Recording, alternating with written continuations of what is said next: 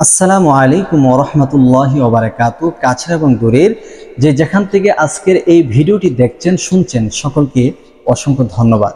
সম্মানিত দর্শক, আজকের এই ভিডিওতে আলোচনা করব রাতে ঘুমানোর সময় সূরা ফাতিহা, সূরা ইখলাস, সূরা ফালাক এবং নাস পাঠ করে ঘুমালে কি হয়। খুবই চমৎকার হতে যাচ্ছে আজকের এই আমলটি। ধৈর্যের সাথে দেখলে আপনার কপালটাই পরিবর্তন হয়ে যাবে ইনশাআল্লাহ। প্রিয় নবী সাল্লাল্লাহু আলাইহি ওয়াসাল্লামের সবচাইতে প্রিয় আমল ছিল এই আমলটি ঘুমানোর সময়। আল্লাহর নবী সাল্লাল্লাহু আলাইহি ওয়াসাল্লাম যখন রাতের বেলা শয়ন করতে যাইতেন, ঘুমাইতে যাইতেন অর্থাৎ শুইতে যাইতেন, তখন আল্লাহর নবী সাল্লাল্লাহু আলাইহি ওয়াসাল্লাম সর্বপ্রথম নিজেকে পবিত্রতা অর্জন করে নিতেন, ওযু করে নিতেন। তারপরে বিছানাটা ঝাড়ু দিয়ে পাক পবিত্র বিছানাতে আল্লাহর রাসূল শয়ন করতেন। এরপরে শয়ন করার পূর্বেই আল্লাহর নবী সাল্লাল্লাহু আলাইহি ওয়াসাল্লাম এই আমলগুলা করতেন। তবে আপনি আমলটি এইভাবেই করবেন, 3 বার ইস্তিগফার আদায় করে নেবেন। আস্তাগফিরুল্লাহ, আস্তাগফিরুল্লাহ, আস্তাগফিরুল্লাহ। তারপর 3 বার দুরূদ শরীফ পাঠ করে নেবেন।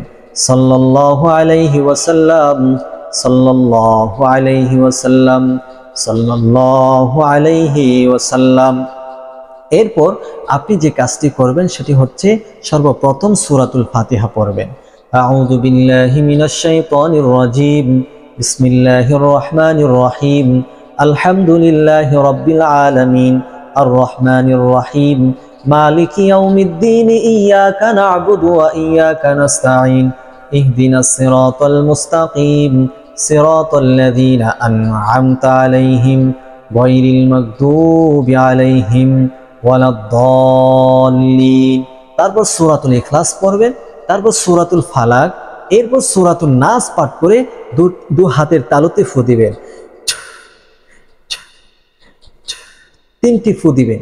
ফু দিয়ে পুরাটা শরীর এভাবে মেসেজ করবেন।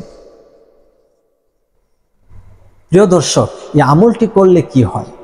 আল্লাহর নবী সাল্লাল্লাহু আলাইহি ওয়াসাল্লাম ইরশাদ ফরমান, যারা শয়নকালে এই আমলটি করবে। বিষয়টি জানার পূর্বে চ্যানেলে যারা নতুন আসছেন দয়া করে চ্যানেলটি সাবস্ক্রাইব করুন, ভিডিওটি শেয়ার করে প্রচার করুন।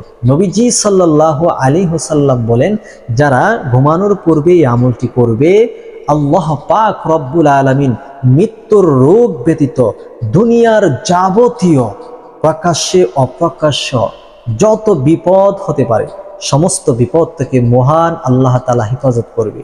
আপনার কোনো শত্রু আপনাকে ক্ষতি করতে পারবে না, আপনার কোনো দুশমন আপনাকে কোনো ক্ষতি করতে পারবে না, আপনার ঘরে চোর ডাকাত ইত্যাদি ঢুকতে পারবে না, এমনকি কোনো জিন জাতির আসর আপনার উপর অর্পিত হবে না, যদি এই আমলটি করে আপনি রাতের বেলা ঘুমাতে যান ইনশাআল্লাহ।